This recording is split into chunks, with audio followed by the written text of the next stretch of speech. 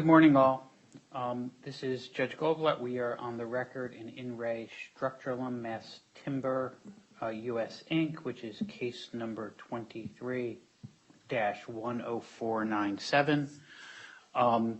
We're proceeding this morning by way of Zoom.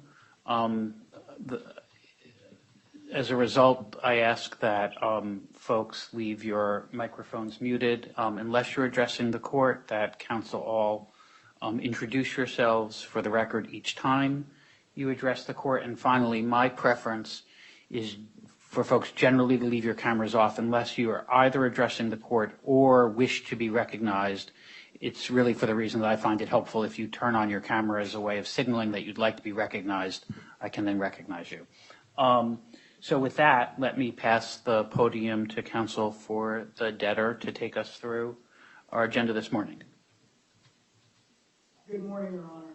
William Chipman from Chipman Brown, Cicero & Cole, LLP, along with my partner Rob Weber, is proposed counsel for the debtors. Can Your Honor hear me okay? I can. Thank you, Your Honor.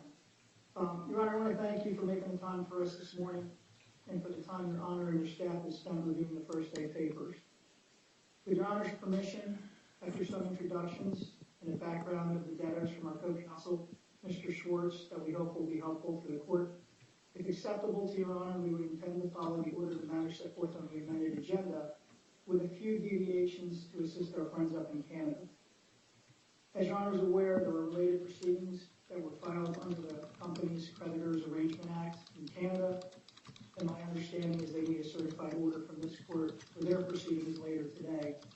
So I will propose that we take at least a matter out of order today, if it's acceptable to Your Honor. Unless I hear an objection from someone who's on the line, I have no objection to proceeding that way. Thank you, Your Honor. Your Honor, with regard to introductions, on the Zoom hearing today are Matthew Carmel, who is the interim chief executive officer of each of the debtors and has served in that capacity since May 2022. He is also the first day declarant. Also, my partner Rob Weber will be presenting several of the debtors' first day motions, and he's on as well. Also on the Zoom hearing today is Todd Schwartz, partner with Paul Hastings LLP. He's counsel for the company as well. We also have Kevin Haggard from Miller Buckfire, the proposed investment banker for the debtors. Also, I believe Mr. Hackman is on from the Office of the United States Trustee. Mr. Hackman was extremely helpful in working through the various first day motions, and I'm happy to report that I believe we have resolved all of Mr. Hackman's concerns. At this time, Your Honor, before we get started, I'd like to move into evidence for the hearing today. The declaration of Matthew Kimmel, the interim chief executive officer of the debtors, in support of the debtors' Chapter 11 petitions and first day motions. He is available for cross-examination today if anyone has any questions of him. Okay. Is there any party in interest that objects to the introduction into evidence of the first day declaration? All right. Seeing none, that will be admitted. Is there any party in interest that wishes to cross-examine the declarant? Okay. Seeing none, Mr. Chipman, you can proceed. Thank you, Your Honor. At this point, if it's okay with Your Honor, I would like to see the virtual podium for Mr. Schwartz to give Your Honor some brief background on the debtors and why we're here. He has not yet been admitted pro hoc vice into this case, but we can have that done after the hearing if that's acceptable to Your Honor. Certainly. That's acceptable. Mr. Schwartz, welcome to Wellington, and you can proceed. Great. Thank you, Your Honor. So good morning, Your Honor. Todd Schwartz and Paul Hastings, appearing on behalf of Structurlam Mass Timber and its affiliated debtors. I wanted to reiterate Mr. Chipman's thanks to you and your staff and the United States Trustee for working with the debtors to bring us to this point today. Your Honor, I'm sure you may have sensed from your review of the papers that we believe this case is on a fast track and presents a matter of urgency. And the relief we're going to request this morning is critical to the company's ability to achieve a value-maximizing sale process. Not only is the relief necessary for the company and its employees, but we believe it's necessary to affect the 363 sale transaction that we have in hand. At the end of the day, Your Honor, We believe this is a good news story under the circumstances, as unlike many of the recent Chapter 11 cases that have been filed without stalking horses, here we have a willing buyer, we have a willing seller that want to get a deal done subject to this court's approval, and we have a proposed DIP lender that's willing to fund that endeavor. For the court's benefit, I'd like to begin by providing an overview of the debtor's business, quick explanation of how we arrived here today, and a summary of where we believe this case is headed, which we hope will include the consummation of the stalking horse purchase agreement, subject to higher and better offers. Your Honor, of course, much of this is set forth in Mr. Carmel's first aid declaration, but I want to just provide some additional detail. Structurlam is a mass timber manufacturing company, supports the construction and industrial industries, and provides two primary products: cross-laminated timber, or a CLT product, and glulam. The CLT product is essentially a lighter replacement for concrete, which is composed of a multi-layered wood product. The benefit of CLT is that it's carbon neutral, and the wood is sourced from sustainably managed forests. The company also provides glulam product, which is an engineered wood product that utilizes this multiple layer bonded product that uses a proprietary adhesive formula. And like the CLT product, the glulam product is also manufactured from sustainably harvested lumber. Just for context, these products are used in the commercial, residential, public, educational sectors in North America and abroad to create and enhance construction projects ranging from private residences to sports arenas, schools, universities, airports, art galleries, train stations, transit exchanges, community centers, large company campuses like Microsoft and Google campuses in Mountain View, California. As set forth in the first day declaration, we're here for a reason. In the months leading up to the petition date, the company began facing some significant liquidity challenges. In December of 2022, the debtors engaged Alvarez & Marsal as financial advisor to start developing and implementing a turnaround strategy. But the unexpected liquidity challenges, they just came on too quickly, and they ultimately came to a head in January of 2023. Without sufficient liquidity, the debtors decided to, unfortunately, mothball the U.S. facility. There are two facilities, one in the U.S., one in Canada. The debtors decided to mothball the U.S. facility and retain a minimum complement of employees necessary so the debtors could be in a position to restart production in the near term if the liquidity situation improved. All along, however, the debtors have been maintaining their Canadian operations and providing product to that customer base. The debtors have continued to work with their pre-petition lender to get access to additional financing to both address the liquidity constraints before the pre-petition and to initiate this turnaround and contingency plans. With their cooperation and assistance, the pre-petition lender and now the proposed DIP lender, the debtors were able to engage Miller Buckfire as our investment banker and launch a sale and capital raising process. This pre-petition process began promptly after Miller Buckfire's retention in early February 2023. By March 8th of 2023, Miller Buckfire received 5 non-binding LOIs, ranging from the purchase of all of the assets to the purchases of just different silos of the assets. Of those 5 bids, 4 were advanced to the second stage of the process, and on March 24th, the bid deadline, Miller Buckfire received 2 bids. From these 2 bids, and after several weeks of negotiation, 1 bid emerged as a stalking horse bidder. Immediately prior to the bankruptcy petitions being filed, the company and the stalking horse bidder, Mercer International, entered into a $60 million asset purchase agreement for the purchase of substantially all of the company's assets located in both the U.S. and Canada. At this minimum purchase price, we believe both the pre-petition secured debt and the proposed DIP loan are covered. And though it's not up for approval today, just to highlight, the APA contains what we believe to be our standard stalking horse protections, 3% breakup fee plus expense reimbursement, and we'll be proposing standard bidding procedures that will be the subject of a preliminary. Now that the cases have been filed, Miller Buckfire is already hard at work topping up their pre-petition process. And given the more than 70-day pre-petition sale and marketing process, it's our belief that conducting a post-petition sale process over the course of the next month to retest the market will lead to a value-maximizing transaction while limiting unnecessary administrative expense costs of the Chapter 11 cases. Following the consummation of the sale transaction to the highest bidder, we plan to move swiftly to a disclosure statement and plan of liquidation confirmation process. Before any of that can happen, of course, we'll need to address the relief requested today in our first day papers. And Your Honor, I'm happy to answer any questions you have at this time. And if none, I'm happy to turn it over to Mr. Weber to proceed with the agenda. Okay, so Mr. Schwartz, I will want to engage on the question of some of the timing issues where I understand the U.S. trustee would like to be heard. So I don't think this is the point of the hearing at which we do that, but I just want to put a pin in that we need to have a conversation and hear out all parties in interest about the appropriate timing of the process. Understanding and appreciating the points you've made, but I think we can get to that when we get to that.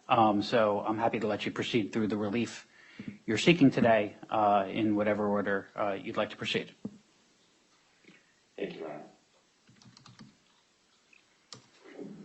Your Honor, good morning. Robert Weber of Chipman Brown, Cicero and Cole. Your Honor, can you hear me okay? I can. You can proceed, Mr. Weber. For some strange reason, my name shows up on the Zoom as my colleague Mark Olivier. I can assure you that I am in fact Robert Weber. Okay, and I think that the team here is working on fixing that as we speak. Okay.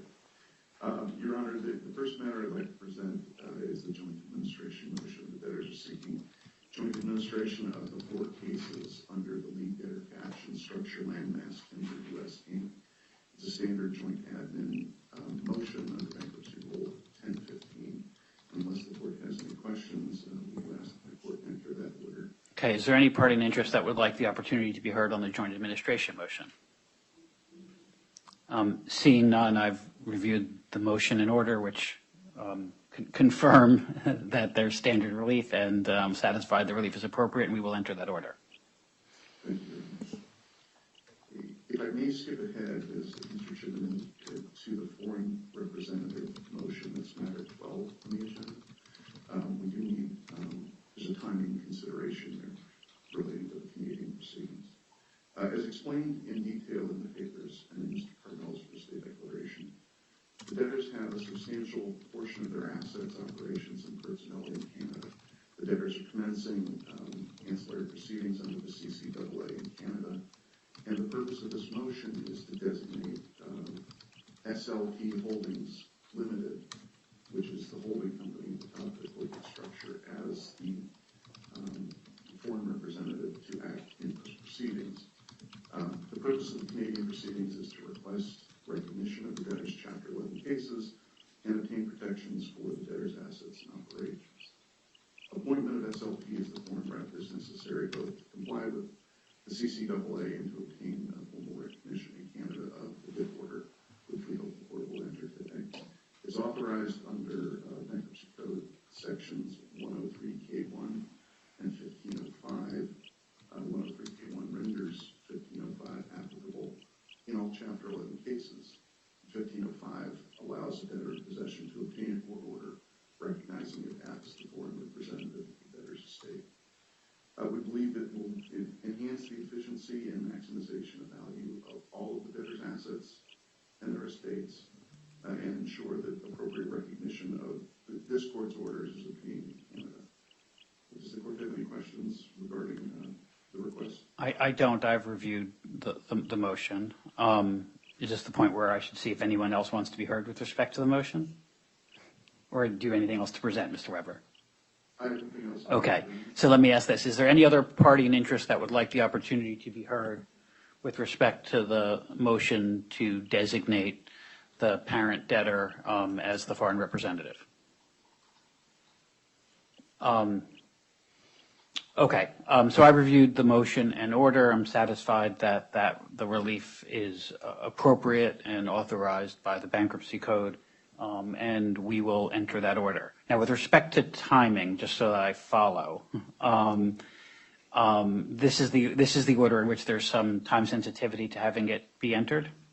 It is, Your Honor. We need to obtain a certified copy from the clerk and make sure that the Canadian colleagues have what they need regarding that certified copy, either a physical copy or an affidavit from one of us saying we're holding the physical copy. Okay. Has the order been uploaded? I believe it has. And when I finish my presentation of the next motion, I'll check with our legal assistant. Okay. So we will enter that order promptly, and if there's anything further you need from us following the entry of the order, just reach out, have someone reach out to Chambers, and we'll do what we need to do to make sure that the folks in Canada have what they need in order to proceed. Thank you very much. Your Honor, if I can move back into the order of the agenda to number 6, which is the motion to authorize limited redactions of certain personally identifying information from the public creditor matrix. Your Honor, sadly, this motion is necessary because of the rise of identity theft. It's become a relatively standard motion in lower cases. There are documented incidents of identity theft that we've described in the motion. The limited redactions that we request authority to make in the public creditor matrix largely concern individual home and email addresses. Those limited redactions are authorized under Section 107 of the Bankruptcy Code. Debtors will, of course, provide such information in unredacted form as necessary and appropriate to the court, the U.S. trustee, and committee to be appointed, etc. Again, Your Honor, I've tried to keep my remarks brief. If the court has any questions, otherwise, I'll rest on them. Okay. I've reviewed the motion. Let me ask, is there any party in interest that would like to be heard with respect to the motion authorizing redaction of personally identifying information? Okay. Seeing none, the court's reviewed the motion and proposed order. I'm satisfied the relief sought is warranted under the circumstances, and we will enter that order. Thank you, Your Honor. With the court's permission, I'll turn it over to Mr. Chipman. Okay. Mr. Chipman. Yes, Your Honor, for the record, William Chipman, again, on behalf of the debtors. Nothing like diving right into a dip motion at the beginning of the hearing. If Your Honor is okay, I'm happy to proceed with the dip motion. And Your Honor, as set forth more fully in the motion, the debtors require immediate access to incremental liquidity in the form of a post-petition financing to preserve the value of the debtors' estates, undertake a successful sale process, and maximize recoveries for all stakeholders. The DIP facility will allow and is necessary for the debtors to fund their ordinary course operating expenses while pursuing a value maximizing sale process that is the culmination of a months-long competitive and thorough pre-petition marketing process of the debtors' assets. Obtaining an immediate injection of cash is critical. Without the liquidity provided by the DIP facility, the debtors will be unable to effectuate their restructuring efforts, preventing the debtors from maximizing the value of their estates for all stakeholders. Your Honor, in the months preceding the petition date, the debtors faced significant operational and liquidity challenges that you heard about earlier today. As set forth in more detail in the first day declaration, these challenges related largely to the supply agreement with Structurlam Mass Timber U.S. Inc.'s only customer for the debtors' U.S. facility. On or about January 11, 2023, the company received notice of the termination of this supply agreement. As a result, in January, the debtors were forced to cease operations at the U.S. facility and terminate a majority of their employees at that location. Following these events, the company, in coordination with the support of its pre-petition lender and the company's advisors, conducted a robust pre-petition marketing process that culminated in the selection of a stalking horse bid for Mercer International Inc. for the purchase of substantially all of the debtors' assets. Debtors entered this Chapter 11 with the support of the pre-petition lender and the stalking horse bidder to effectuate the sale, subject to higher and better offers, to preserve the value of the debtors' business for the benefit of all stakeholders. With regard to the pre-petition capital structure, Your Honor, as of the petition, the debtors were indebted to the pre-petition lender under the pre-petition loan documents in an aggregate outstanding principal amount of not less than a little more than $50 million. plus interest, fees, costs, and expenses in accordance with the terms of the pre-petition credit agreement. Pre-petition obligations are fully secured by first priority security interest and liens on substantially all the debtor's assets. Your Honor, with regard to efforts to obtain post-petition financing, in order to obtain access to the essential liquidity to support the debtor's post-petition operations and the proposed sale process, the debtors, through their proposed investment banker, Miller Buckfire, solicited financing options on behalf of the company. 18 prospective investors were solicited regarding a debtor-in-possession facility to support an in-court restructuring process if necessary. 7 of these parties executed non-disclosure agreements, with 2 others proceeding under existing non-disclosure agreements, including the pre-petition lender. Despite the number of interested financing parties that executed a non-disclosure agreement, on or around April 7, 2023, ultimately only 3 parties submitted DIP financing proposals to the debtors. On or around April 11, 2023, the debtors and the pre-petition lender began materially advancing negotiations regarding the terms of the pre-petition lender's DIP financing proposal. The debtors continued this negotiation process with the pre-petition lender concurrently with negotiations with other interested parties. As a result of these efforts and the negotiations, the debtors determined in their business judgment that there was no proposal for debtor-in-possession financing available to the debtors on terms better than those provided by the pre-petition lender. Your Honor, in particular, no party was willing to extend debtor-in-possession financing to the debtors on an unsecured or junior basis. Accordingly, on April 21st, 2023, the debtors and the DIP lender entered into the DIP credit agreement, which is attached to the interim orders Exhibit 1. Through the DIP motion, the debtors seek entry of an interim order authorizing the debtors to enter into a new money DIP facility pursuant to the DIP credit agreement with the Bank of Montreal, pursuant to the terms of the DIP orders and the DIP credit agreement, to enable the debtors to pay the expenses of the DIP budget attached as Exhibit 2 to the interim order. Authorizing the borrowers to execute and deliver the DIP documents and to perform their respective obligations thereunder. Authorizing the borrowers to borrow up to $4 million Canadian pursuant to the interim order. Authorizing the borrowers to grant security interest, liens, and super priority claims to the DIP lender pursuant to sections 364C1, 364C2, 364C3, and 364D of the Bankruptcy Code. Authorizing the debtors to use cash collateral in accordance with the DIP budget. Authorizing the debtors to apply, and Your Honor, there is a roll-up feature, and I'm going to talk about that now. It's almost a roll-up, or I guess a contingent roll-up. The interim order will authorize the debtors to apply cash collateral and proceeds of collateral in excess of the aggregate receipts forecast in the initial DIP budget. First, to repayment of the pre-petition obligations, and that's as defined in the interim order, owing under the pre-petition credit agreement, up to the amount of $3.9 million Canadian dollars. And then it would go to pay the DIP indebtedness. So the way I understand this is if the debtor beats its projections, any excess cash goes to pay down up to $3.9 million Canadian dollars, goes to pay down the pre-petition lender. Your Honor, the interim order we're also seeking to grant adequate protection in favor of the pre-petition lender in accordance with the interim order.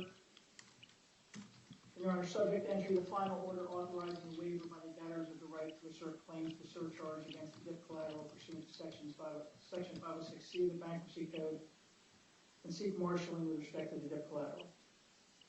We're also seeking modification of the on-act stay imposed under Section 362 of the Bankruptcy Code to the extent necessary to implement and effectuate the terms and provisions of the DIP documents and the DIP orders as applicable. And we're looking to schedule a final hearing to consider entry of the final order. Your Honor, the DIP facility carries a 14% interest rate with a default rate of 17% and matures on the earlier of June 30, 2023, the effective date of the plan, the APA closing, or the date of delivery of an acceleration notice or the occurrence of an acceleration event.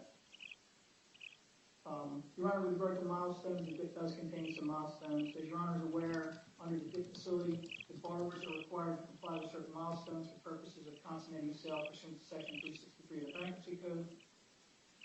Generally, these milestones require the debtors to obtain a sale order by the end of May, set forth in the DIP credit agreement.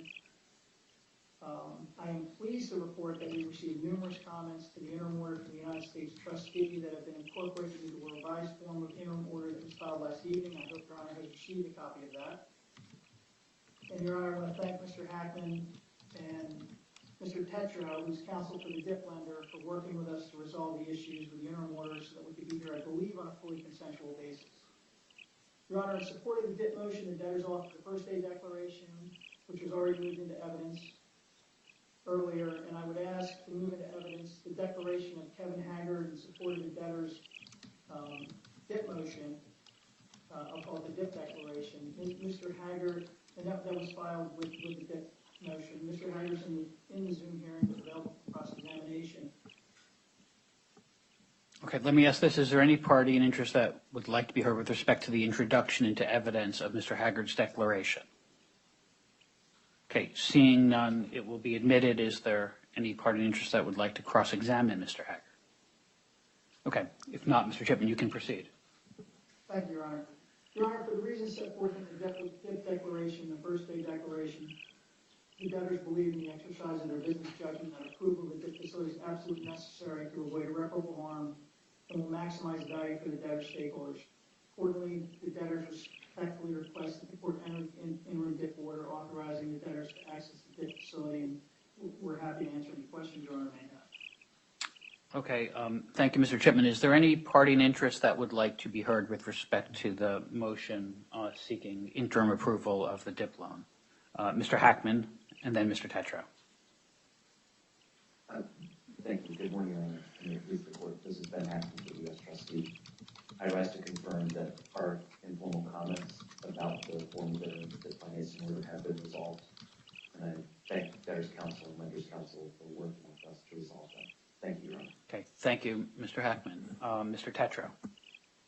Good morning, Your Honor. Stephen Tetro of Chapman & Cutler on behalf of Bank of Montreal as petition lender and DIP lender in the case. I rise only to thank Your Honor, to introduce myself to this court today, to thank Your Honor for your time, to thank the debtors and the U.S. trustee for their efforts and communication in working with us to get to a consensual order today. Happy to answer any questions that Your Honor has. Thank you, Your Honor.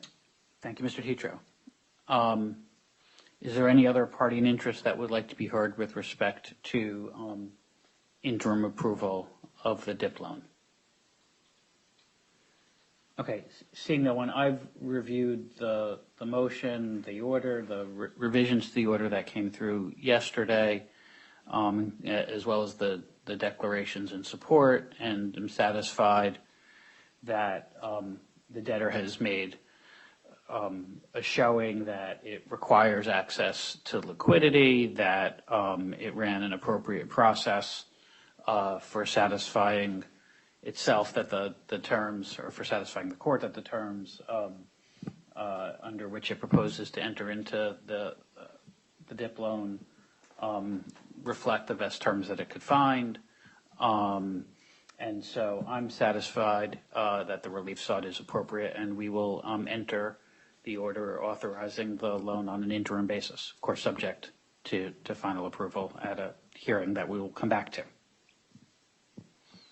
Thank you, Your Honor. And William Chipman again from the debtor. Maybe at this time we can talk about scheduling a second day here, because I believe we need to fill that in a lot of these orders in any event.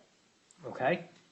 I think that the DIP requires a hearing, I believe, 21 days from entry of the interim order, and folks can correct me if I'm wrong on that. So I'm looking at my calendar somewhere around the 17th.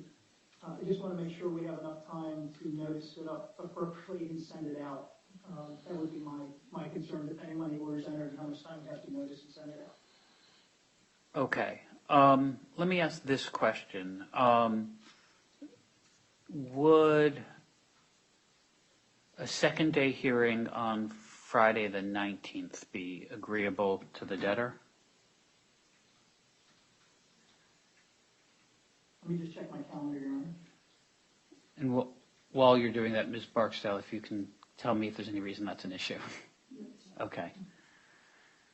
And let me obviously also ask other if there's any party in interest that has an issue with that date. I want to obviously give anyone who wants to be heard on timing that opportunity.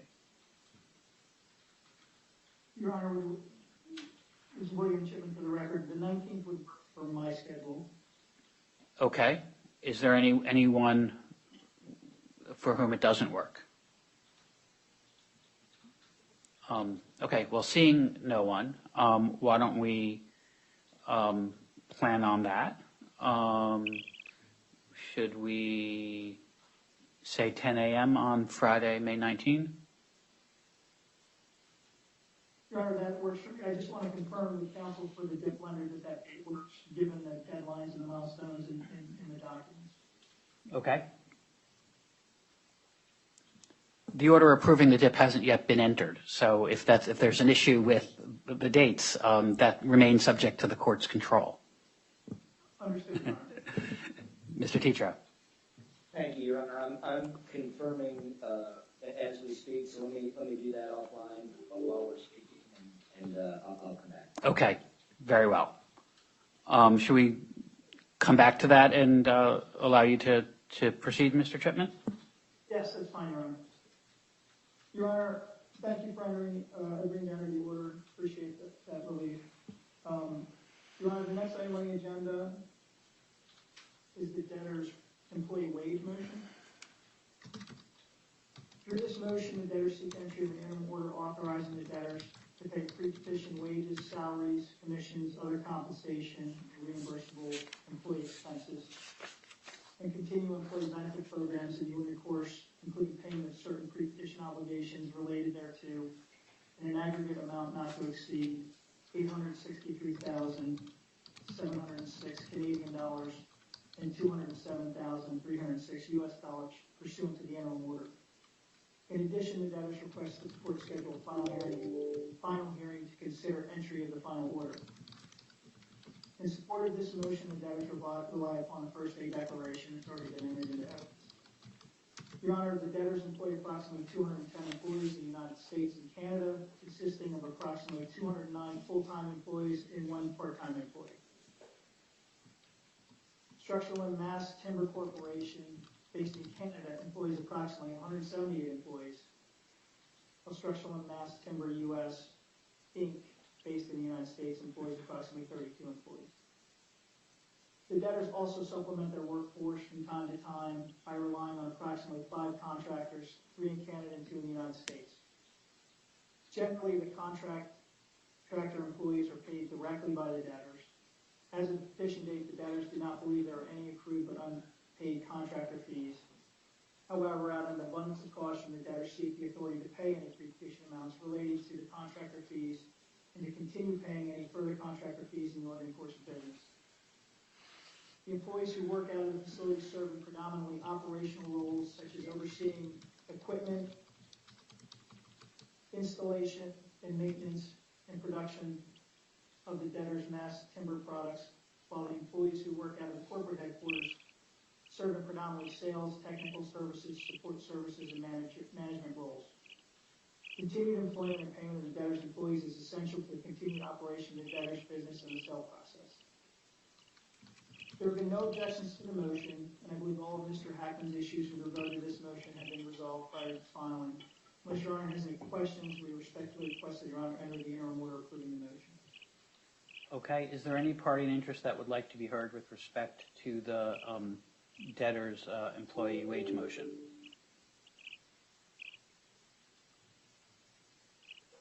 Okay, seeing no one, I've reviewed the motion in order. I'm satisfied the relief sought is appropriate, and we will enter the interim order following the hearing today. Thank you, Your Honor. Your Honor, moving on to the next item on the agenda, item number 9 is the debtor's cash management motion. Through this motion, the debtors seek entry of an interim order authorizing the debtors to continue to operate their cash management system, honor certain pre-petition obligations related thereto, maintain existing business forms in the ordinary course of business, and continue to perform intercompany transactions consistent with historical practice, bringing administrative expense status to post-petition intercompany balances and granting related relief. In addition, the debtors requested the court schedule a final hearing to consider approval of this motion on a final basis. In the ordinary course of business, the debtors maintain an integrated, centralized cash management system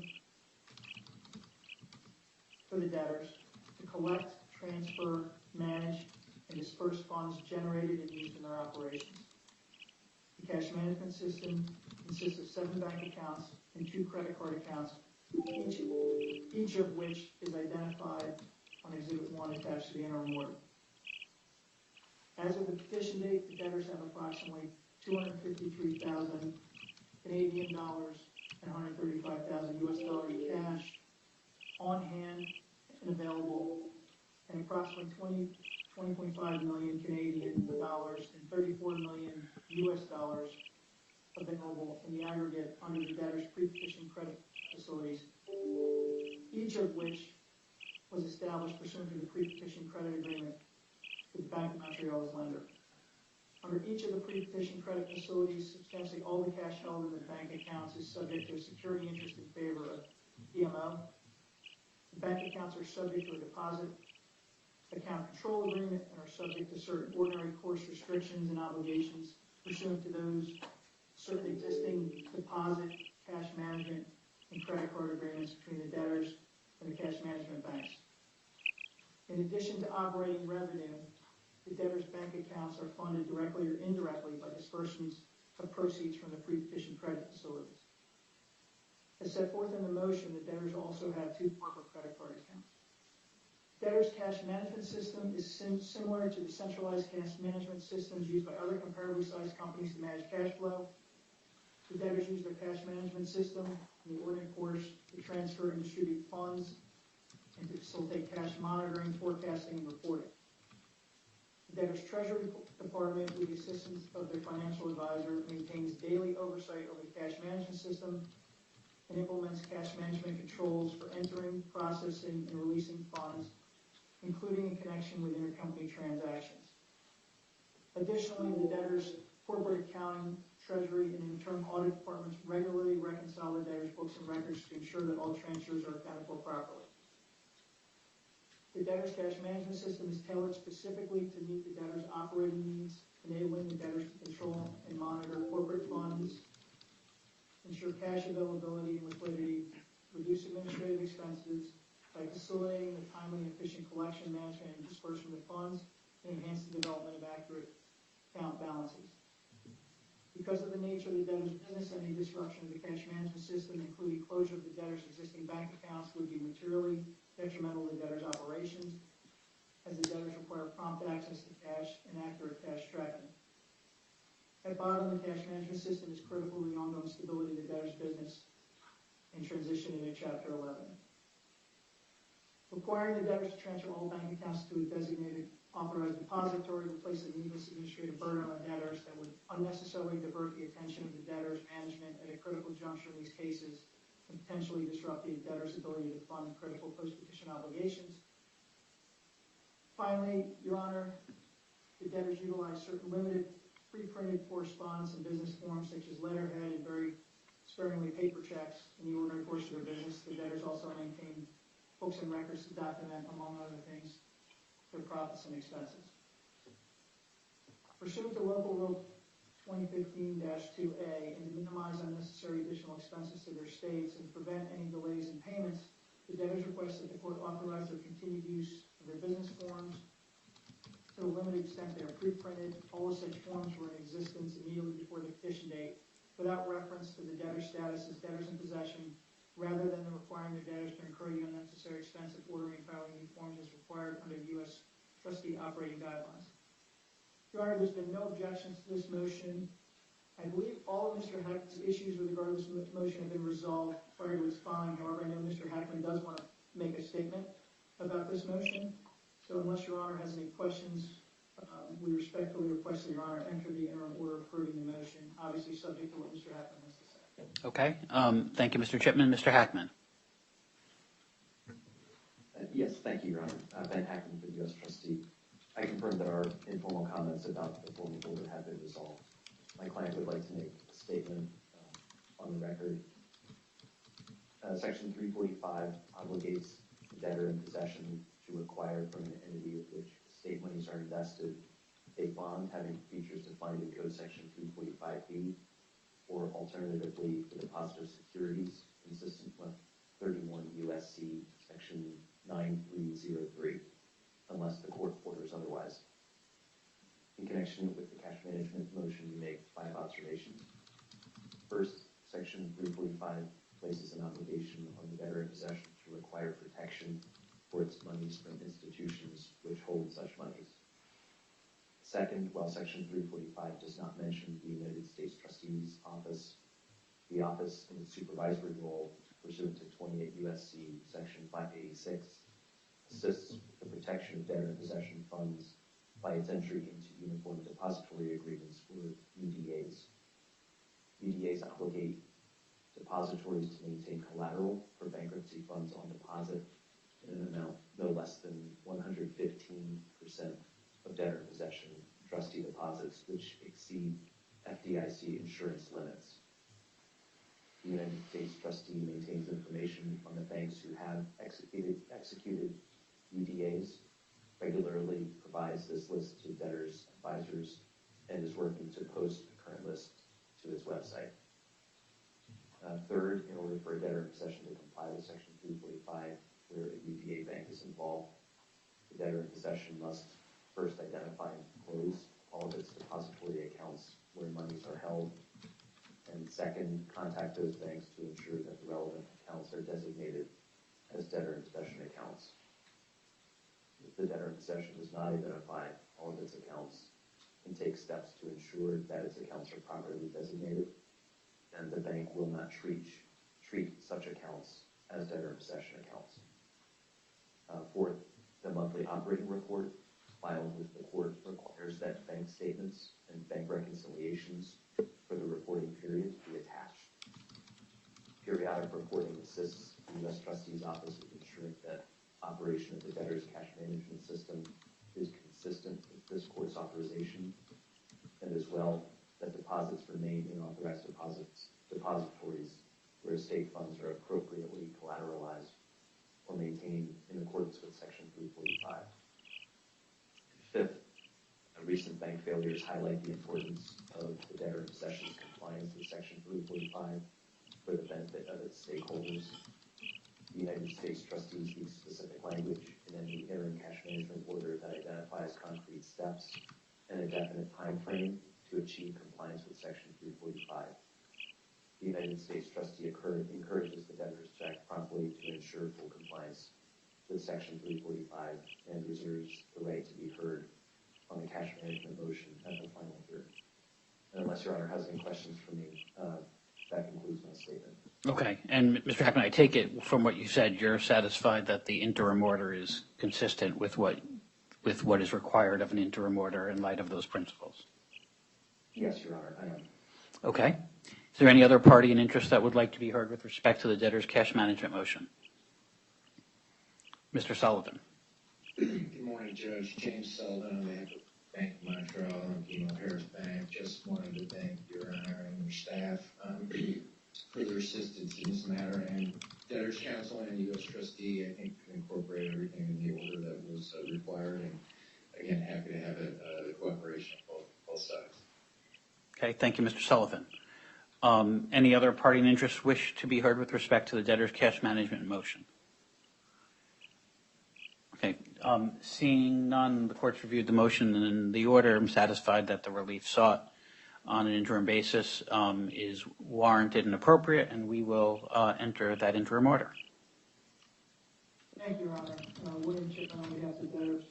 I'm going to cede the virtual podium to my partner, Mr. Weber, to discuss the next 2 motions, and then I will come back for, I think, the 3 following motions after that. Thank you, Your Honor. Okay, thank you, Mr. Chipman. Mr. Weber.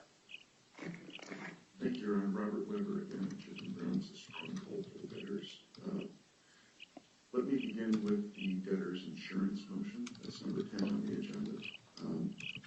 Some factual details about the debtor's insurance coverage. The debtors maintain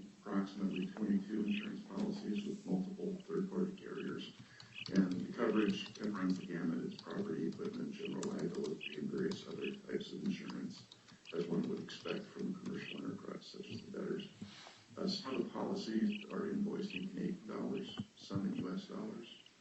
On the Canadian side, annual premiums run about $2.355 million a year, and on the U.S. side, $1.635 million as of the petition date. No pre-petition insurance premiums were owed. A few of the insurance policies expired the day after the petition date. Those are being renewed on a 2-month extension at a cost of approximately $214,000 Canadian and another $21,000 U.S. Much of the cost of the insurance program is financed through financing agreements with First Insurance Funding. The total annual premiums that are financed pursuant to the financing agreements run approximately 1.3 million Canadian and 1.3 million U.S. as well. And the interest rates on those range from 4.75 to 5.2%. On the Canadian financing, the current no remaining payments there. And on the U.S., there's 3 remaining payments, approximately $109,000 each. Obviously, using the premium financing is important to the debtors' operations and preservation of value. The insurance coverage is required both by law and contracts, as well as the U.S. trustee requirements. The debtors do incur brokerage fees in connection with the placement and maintenance of their insurance. We're seeking authority to continue to pay the brokerage fees in the ordinary course of business as well. We're seeking authority writ large to maintain the insurance program, to pay pre-petition obligations related thereto, to extend the policies or reduce them, to renew them if needed, enter into new policies and new financing agreements as necessary in the ordinary course of business. Obviously, we'd be hearing from Mr. Hackman's office very quickly if we fail to maintain our insurance. We don't intend to fail, and we ask the court to enter the order authorizing us to continue the insurance programs as proposed. Is there any party in interest that would like to be heard with respect to the debtor's insurance motion? Okay, seeing none, I've reviewed the motion and proposed order. I'm satisfied the relief sought is appropriate, and we will enter that order on an interim basis following our hearing today. Thank you, Your Honor. The next motion is the utilities motion. Debtors have approximately 31 utility providers. Those are listed in Exhibit A to the motion. On average, the monthly utility spend is about $73,000 U.S. per month. That's averaged over the prior 12 months. As of the petition date, the debtors estimate that they'll owe approximately $66,000 to utilities for pre-petition services, and we do not believe that any of the utilities are holding deposits at this point. The motion requests the typical utilities procedures that we would create a utilities adequate protection account funded with approximately half of the average monthly spend, so about $36,600, give or take. Utilities will get prompt notice of the interim order. If a utility is not paid timely for post-petition services, it would be able to seek a disbursement from the Adequate Protection Fund, and then there are the standard procedures to address requests from utilities for additional or alternative adequate protection. And unless the court has any questions, we would ask the court to enter the interim utilities order. Okay, is there any party in interest that would be like to be heard with respect to the debtor's utilities motion? Okay, seeing none, I've reviewed the motion and satisfied that it's as represented, a standard utilities motion whose entry is customary and appropriate, and we will enter that order on an interim basis. Thank you, Your Honor. I'll turn it back over to my colleague, Mr. Shipman. Okay, thank you, Mr. Weber. Mr. Chipman. Thank you, Your Honor. William Chipman on behalf of the debtors again. Your Honor, turning to item number 13 on the agenda, this is the debtor's critical lender motion. Through this motion, the debtors seek entry of an interim order authorizing the debtors to pay certain pre-petition amounts owing to critical vendors, shippers, and 503B9 claimants, an amount not to exceed 500,000 Canadian dollars pursuant to the interim order. In addition, the debtors requested the court schedule a final hearing to consider approval of this motion on a final basis. As more fully set forth in the motion, the debtors interact with numerous different vendors. A number of these vendors provide services to the debtors, including certain transport and shipping services that are essential to the debtors' operations and cannot be replaced without significant lead time. Any disruption in these services could prevent the debtors from timely delivering products that have been committed to customer projects. The debtors depend on the supply of goods and the provision of services by the critical vendors to sustain their operations.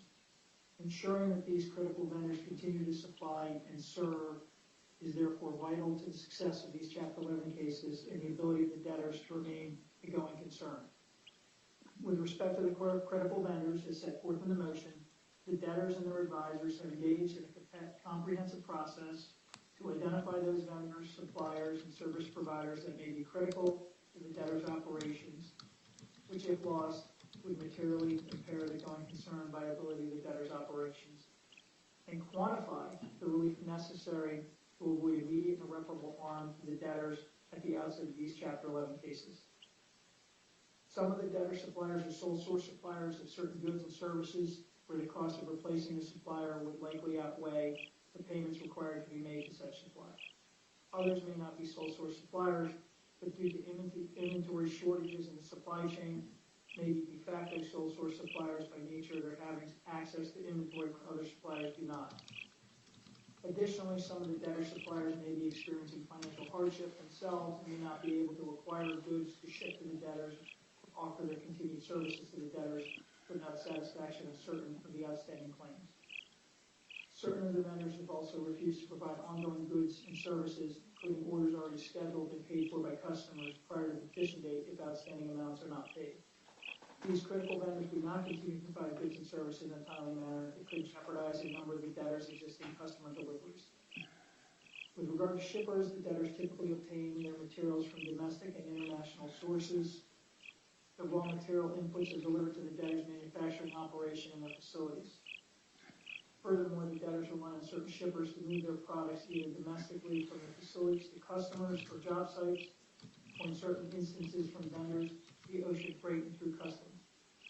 Many of the parties along the logistics exchange could assert possessory liens on the debtor's products not paid. Accordingly, the debtors seek authority to pay and discharge on a case-by-case basis the shipper charges. The debtors intend to pay pre-petition shipper charges only where they believe, in their business judgment, that the benefits to their estates from making such payments will exceed the costs that their estates would incur as a result of delaying shipments in order to obtain replacement transportation services, if such a replacement is even available, or by bringing an action to compel the turnover of such goods and the delay associated with such actions. With regard to 503B9 claims, the debtors may have received certain goods and materials from various vendors within the 20 days before the petition date, the value of which would be accorded administrative priority.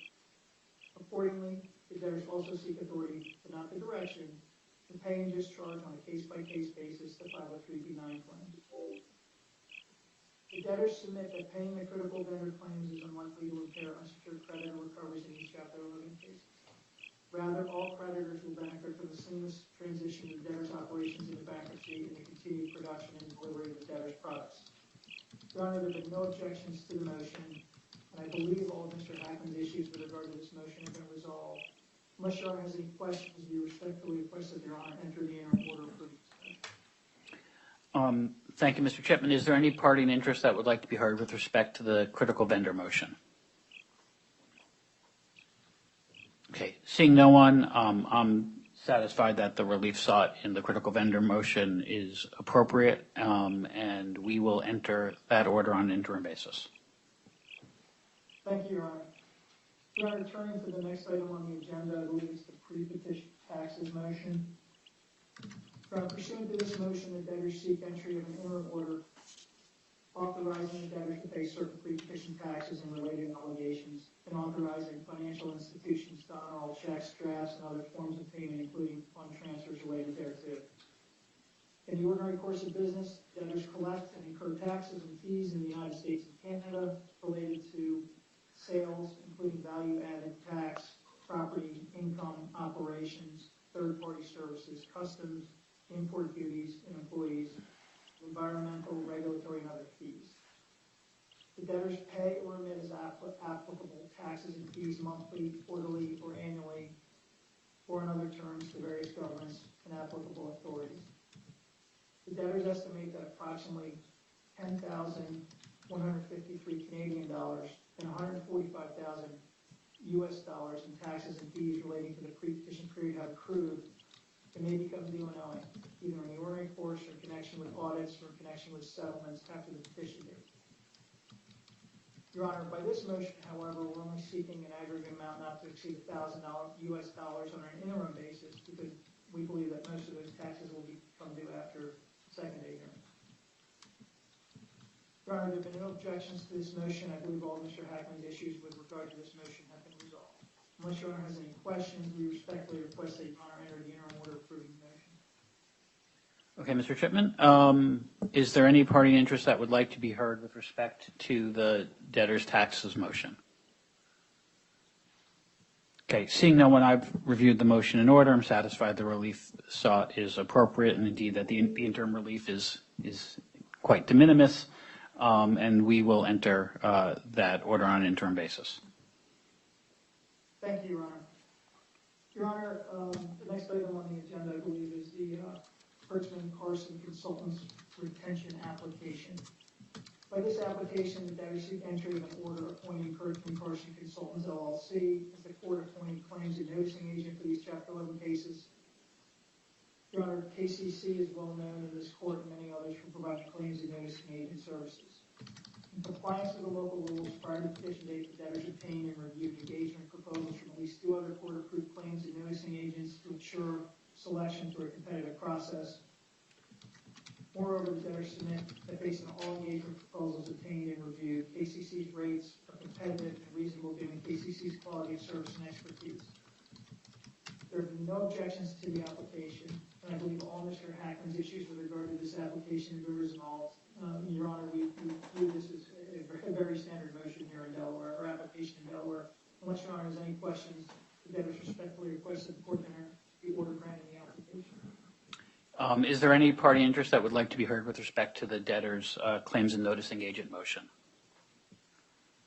Okay, seeing none, the court agrees that this is a standard motion and that the relief sought is appropriate and indeed required by the rules, and we will enter that order. Thank you, Your Honor. With Your Honor's permission, I would recede the virtual podium back to Mr. Schwartz to discuss the timing issues on the sale process. Okay, very well. Thank you, Mr. Chipman. So, Mr. Schwartz. Thank you, Your Honor. The next item on the agenda is the debtor's motion to short notice with respect to the debtor's bidding procedures hearing. Your Honor, after discussing with Mr. Hackman, the lender, and the stocking horse purchaser, we are now proposing to shorten notice on the bidding procedures motion to have the motion heard on May 8th, or 12 days from today. Okay. And that is with the consent of the Office of the U.S. Trustee? Mr. Hackman. Thank you, Your Honor. Ben Hackman for the U.S. Trustee.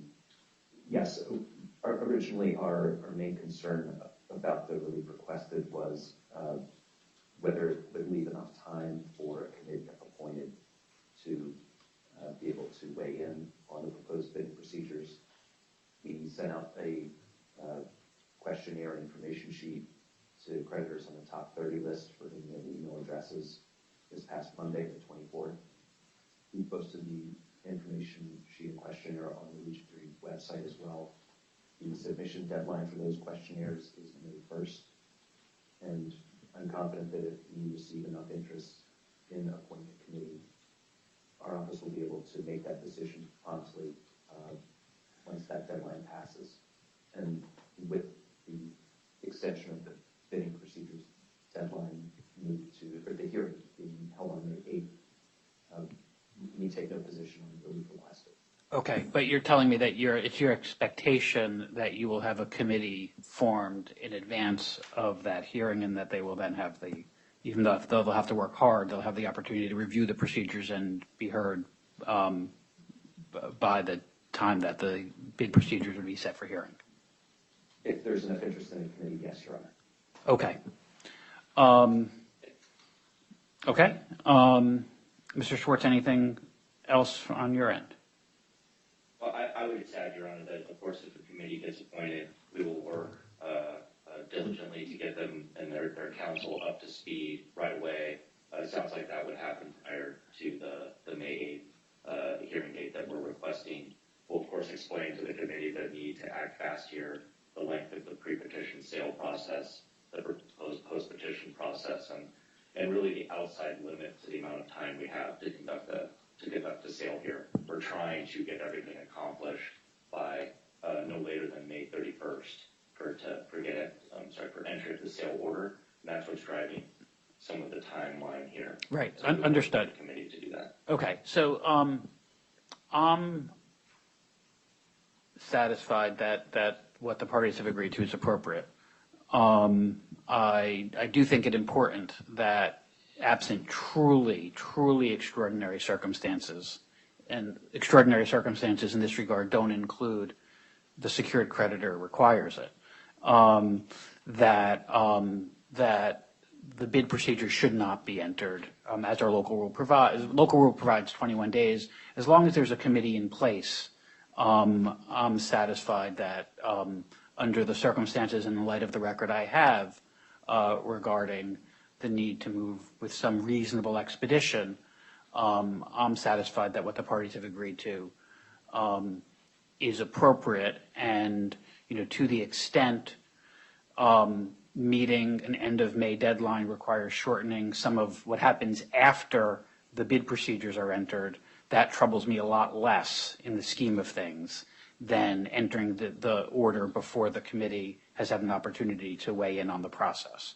So I'm satisfied that proceeding on May 8th makes sense, and I think that we'll fit this in.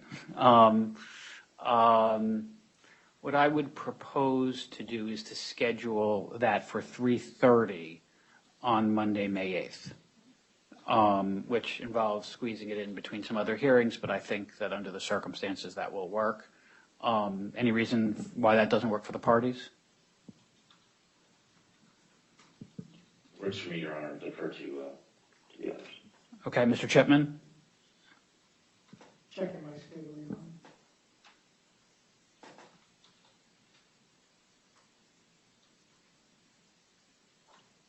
Your Honor, that would work for me as well. Okay, Mr. Hackman?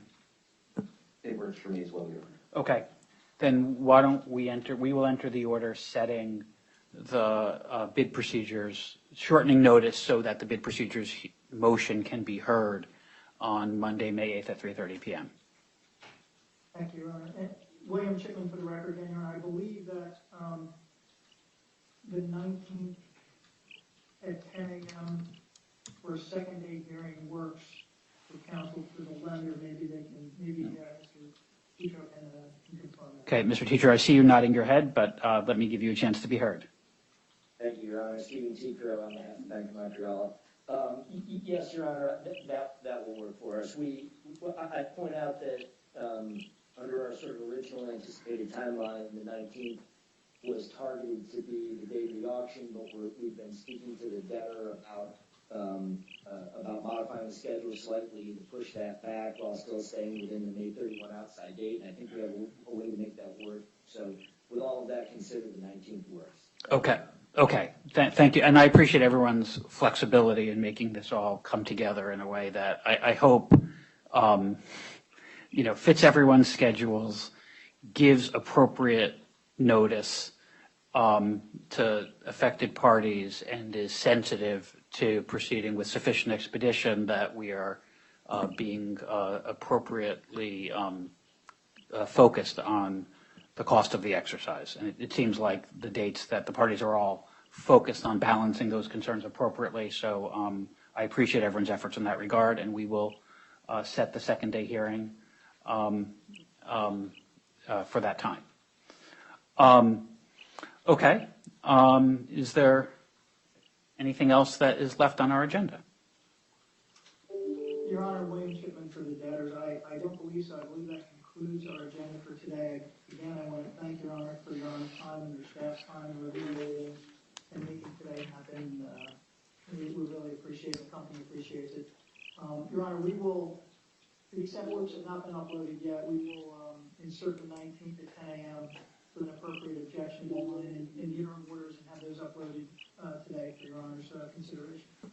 Okay, and I should know this, but it fell out of my head. Does the order authorizing the appointment of the foreign representative, that's not an interim order, right? That's already uploaded. Is that right? I'm told it is. Okay, so we will get that entered promptly. And again, if there's anything else that is required from chambers, the parties can certainly reach out. Thank you, Your Honor. Okay. While we are all here, is there any other way in which the court can be of use to any of the parties today? Okay. If not, let me just say that when hearings go as easily and are as uneventful as this, it's typically because of good and hard work that everyone has done beforehand. And I want to express my appreciation to the parties for all of that work, and looking forward to seeing you all again as the case proceeds. So with that and with my thanks, we're adjourned. Thank you. Your Honor, may I ask one? Certainly. Sorry, William Shipman, we do need an objection deadline. I'm just told, and that's why I'm interrupting Your Honor. Of course. We need an objection deadline for the bid procedures hearing because we're shortening notice, so we need to know when to fill in the objection deadline. You're right. It seems to me, I'm happy to jam myself rather than other parties. So if that hearing is on May 8th, why don't we do the following? Why don't we provide that for the committee that, frankly, since we don't know when they're going to be formed, I would not jam them any further than the process inherently jams them. So as to the committee, we'll hear them on any objection. Obviously, if they can file, if they're formed in time so that if they have an objection, they can file it, that's preferred. But if the circumstances don't permit that and they want to come to court and raise an objection live, I'll permit that. But as to any other party, why don't we get objections by 5 p.m. on May 5th, so I'll have the weekend with them. Is there any objection to setting those dates?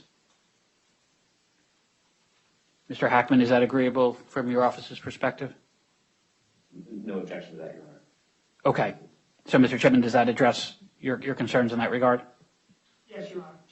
States to fill into the order. No. So the order, for clarity, the order will have, the committee will have until the hearing, and any committee appointment will have until the hearing, and any other party will have until 5 p.m. on May. Yep.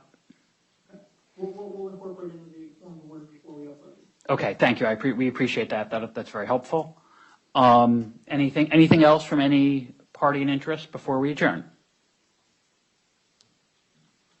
Okay, if not, well then, thanks again, and we're adjourned.